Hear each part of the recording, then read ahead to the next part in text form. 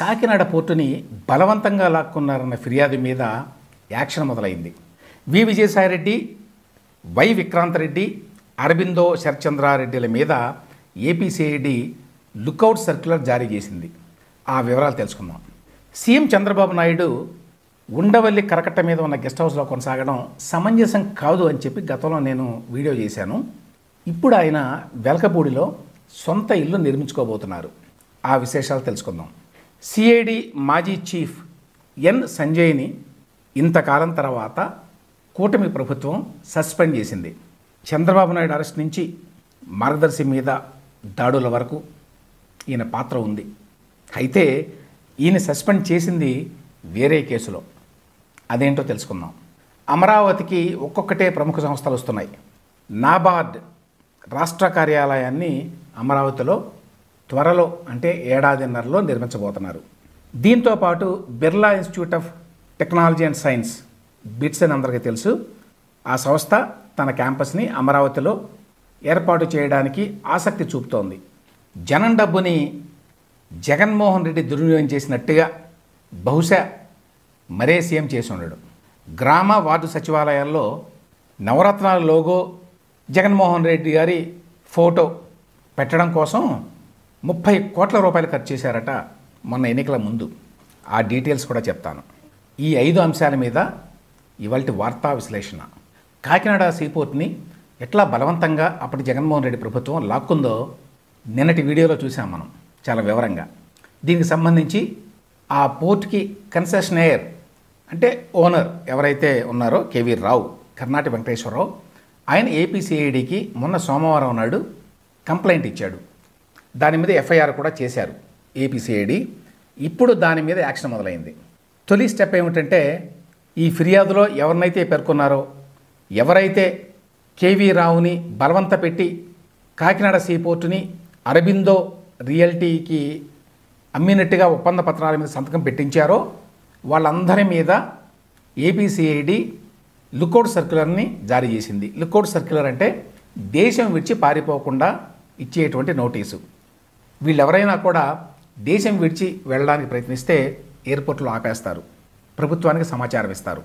ఎవరెవరి మీద ఇచ్చారు ఈ లుకౌట్ నోటీసు?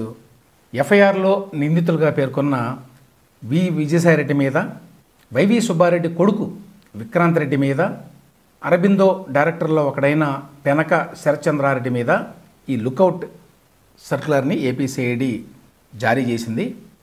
అంటే ఈ కేసులో విచారణ మొదలైనట్టుగా భావించాలి. ఆంధ్రప్రదేశ్ చరిత్రలోనే కాదు, బహుశా భారతదేశ చరిత్రలో ఇంత భారీ ఎత్తున ఒక పోర్టుని, ఒక స్పెషల్ ఎకనామిక్ జోన్ని బలవంతంగా రాజకీయ అధికారాన్ని ఉపయోగించి లాక్కున్న ఘటన మరొకటి ఉండదు. ఏపీసీఐడి చాలా లోతుగా వెళ్ళి ఈ కేసును దర్యాప్తు చేయాల్సి ఉంటుంది. భారత కార్పొరేట్ చరిత్రలోనే బహుశా అత్యంత అరుదుగా ఇటువంటి ఘటనలు జరుగుంటాయి. ఒక పోర్ట్ని, ఒక సెజ్ని ముఖ్యమంత్రి సహకారంతో ఒక కంపెనీ లాగేసుకోవడం అనేది. అదానీ పేరు వచ్చిందని చెప్పి సిక్కీ నుంచి విద్యుత్ కొనుగోలులో జగన్మోహన్ రెడ్డికి 1750 కోట్ల రూపాయలు లంచం ముట్టిందని ఆరోపణలు వచ్చినా కూడా దాని మీద రాష్ట్ర ప్రభుత్వం, కూటమి ప్రభుత్వం, చంద్రబాబు నాయుడు ప్రభుత్వం పెద్దగా ఆసక్తి చూపడం వల్ల దర్యాప్తు చేయడానికి. ఎందుకంటే అదానీ, మోదీల పేర్లు కూడా ఇందులో ఉన్నాయి కాబట్టి. అట్లీస్ట్ ఈ కేసులో వాళ్ళు ఎవరో లేరు కాబట్టి, ఇది పూర్తిగా జగన్మోహన్ రెడ్డికి సంబంధించిన వ్యవహారం కాబట్టి, ఆయన చుట్టూ ఉండేటువంటి ఆయన వంది మాగదులది కాబట్టి కనీసం ఈ కేసులోనైనా ఈ కూటమి ప్రభుత్వం గట్టిగా విచారణ చేస్తుంది అని చెప్పి ఆశించాలి. ఇక్కడ మరొక విషయం ఏంటంటే విజయసాయిరెడ్డి మీద ఇంతవరకు కూడా కూటమి ప్రభుత్వం ఏ కేసులోనూ విచారణ మొదలుపెట్టల. ఆయన్ని నిందితుడిగా పేర్కొన్న మొదటి కేసు ఇదే. ఆ రకంగా కూడా ఈ కేసుకు ఒక ప్రత్యేకత ఉంది.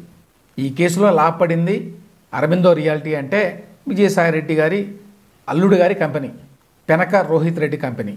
అయితే ఈ మొత్తం లబ్ధి అంతా కూడా అరబిందో రియాలిటీకే జగన్మోహన్ రెడ్డి ఇప్పించాడు అనుకోవడం అంత తెలుగు తక్కువతనం మరొకటి ఉండదు. ఇందులో ఖచ్చితంగా జగన్మోహన్ రెడ్డికే లబ్ధి చేకూరుంటుంది. కాకపోతే అరబిందో రియాలిటీని ముందు పెట్టుంటారు. ఆ విషయాలన్నింటినీ కూడా ఏపీసీఐడి వెలికి తీయాలి. తీయగల సామర్థ్యం ఉందో లేదో ఏపీసీఐడికి చూడాలి.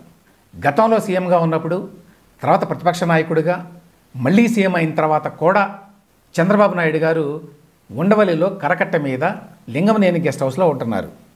అది ఏమాత్రం సమంజసం కాదు. ఎందుకంటే ఆ ఇంటి మీద చాలా కాంట్రావర్సీస్ ఉన్నాయి. ఒకటి, పర్యావరణానికి సంబంధించి చాలామంది ఆ విధంగా కృష్ణా నది కరకట్ట మీద గెస్ట్ హౌస్ కట్టడమే అసలు నేరం, అది పర్యావరణ నిబంధనలకి విరుద్ధం అని చెప్పి గతంలో వాదించారు. సో అటువంటి అక్రమ కట్టడంలో ఒక ముఖ్యమంత్రి ఉండటం అనేది సమంజసం కాదు.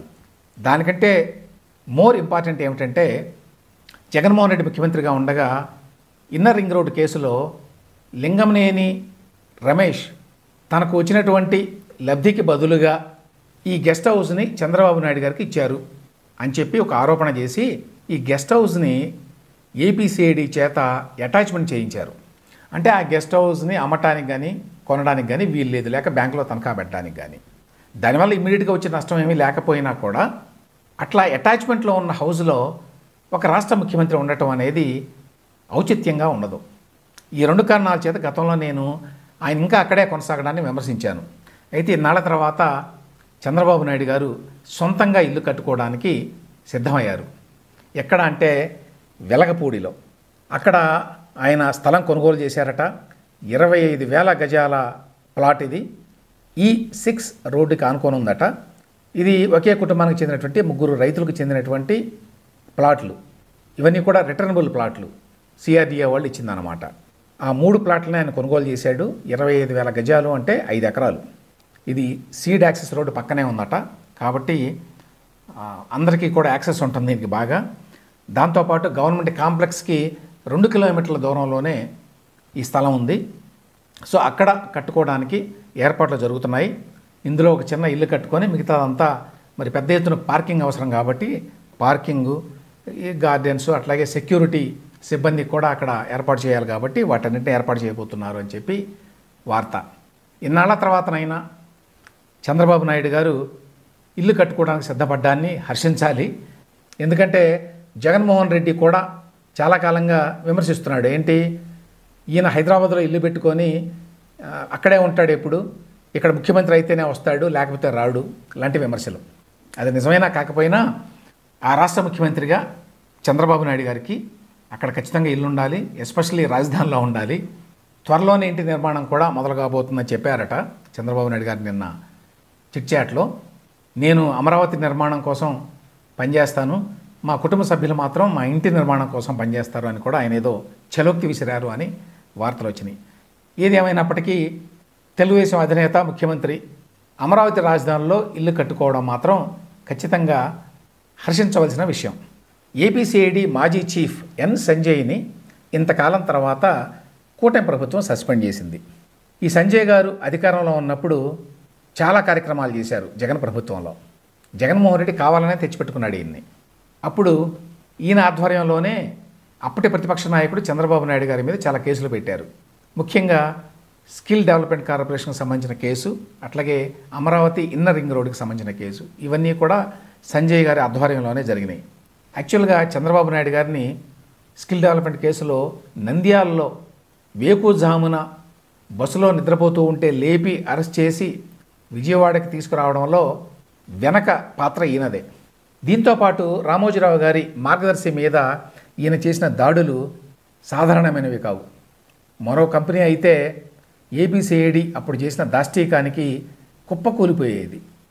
ఆ స్థాయిలో ఆనాడు సిఐడి చీఫ్గా ఉన్న సంజయ్, ఆయనతో పాటు అప్పటి additional advocate general Ponnolu Sudhakar Reddy కలిసి ఒకవైపున పోలీసు దాడులు, మేనేజర్లు అరెస్ట్ చేయటం, మరోవైపున కోర్టులో కేసులు పెట్టడం, ఇంకోవైపున ప్రెస్ మీట్లు పెట్టి మరీ ఆ మార్గదర్శి ప్రతిష్టని దిగజార్చడానికి, జనంలో భయాందోళన కలిగించడానికి చేయని ప్రయత్నం లేదు.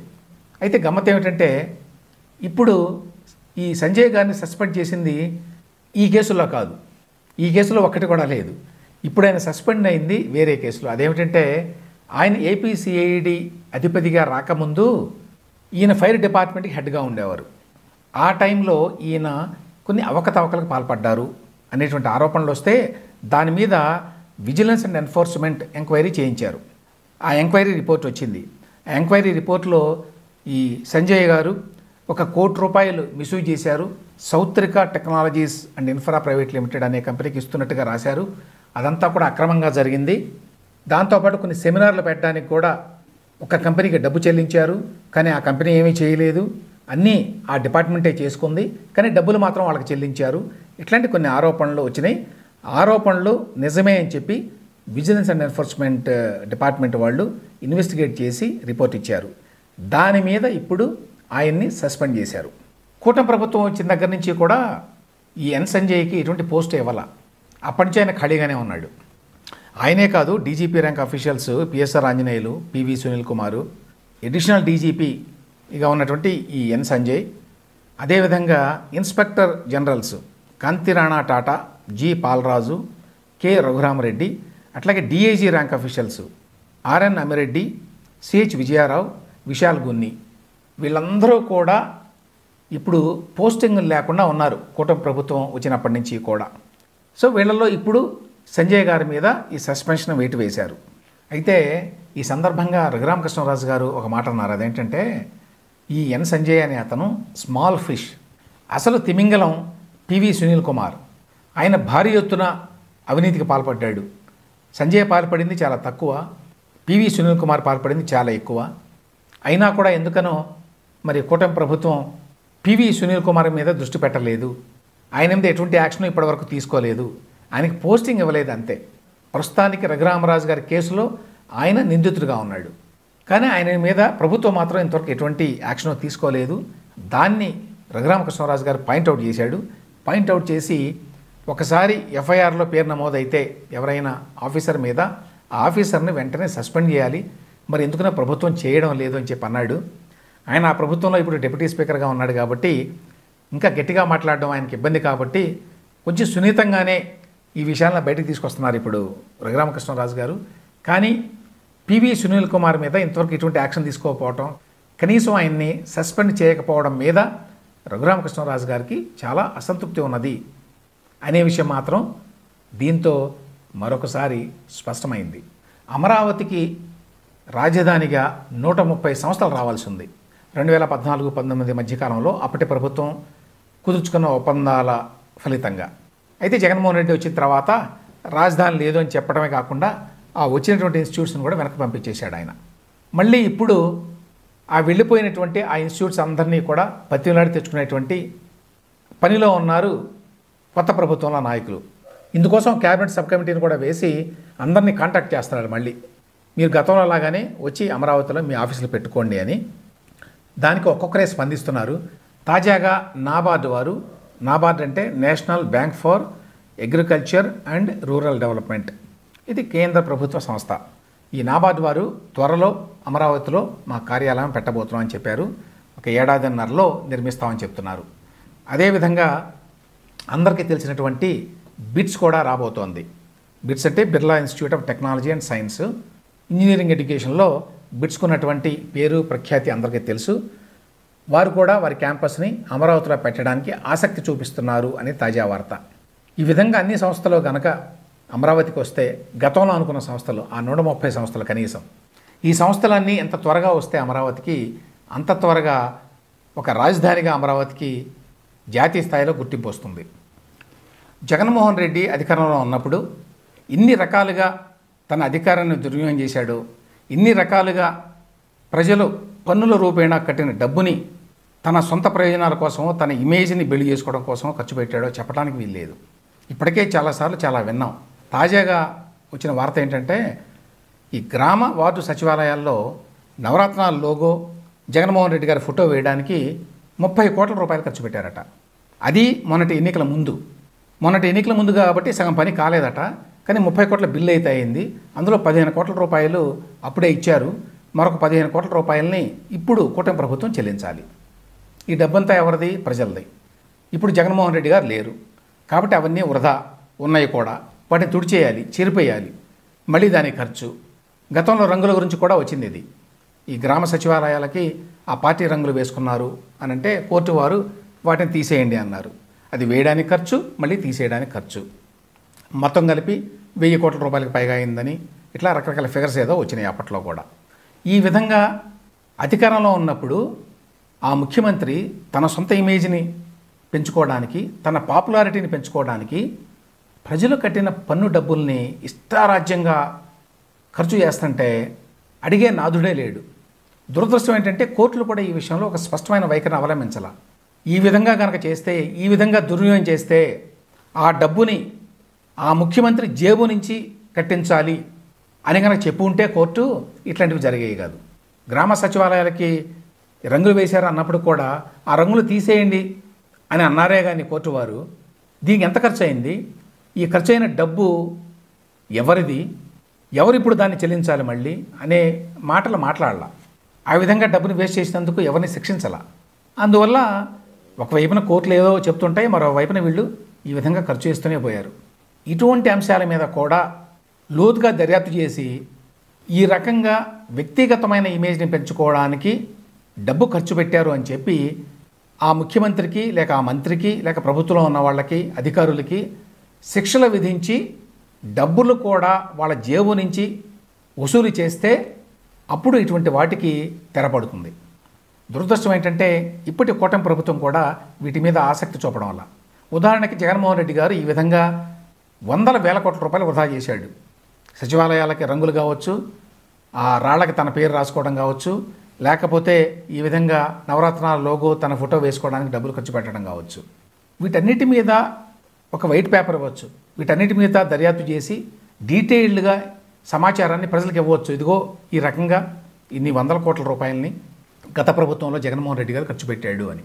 అప్పుడు ప్రజలకు అర్థమవుతుంది విషయం. కానీ కూటమి ప్రభుత్వం కూడా ఆ పని చేయడం వల్ల అప్పుడప్పుడు నగ్గెట్స్ లాగా వస్తుంటాయి ఈ సమాచారం. దానికోసం ఎంత ఖర్చు పెట్టాడు జగన్మోహన్ రెడ్డి గారు, బజ్జీలు తినడానికి ఎంత ఖర్చు పెట్టాడు, పెన్నుల కోసం అంత ఖర్చు పెట్టాడు, రాళ్ల కోసం ఇంత ఖర్చు పెట్టాడు, గోడల మీద తన ఫోటో వేసుకోవడానికి ఎంత ఖర్చు పెట్టాడు. కానీ సమగ్రంగా ఇవన్నీ ఒక చోట తీసుకురావడానికి ఈవెన్ కూటమి ప్రభుత్వం కూడా ఇంతవరకు ప్రయత్నించే ఉద్దేశం ఉన్నట్టుగా కూడా కనిపించడం వల్ల. ఎందుకంటే బహుశా వీళ్ళు కూడా అదే తరహాలో పనిచేద్దామని చెప్పి అనుకుంటున్నారు కాబట్టి అని అనుకోవాలి.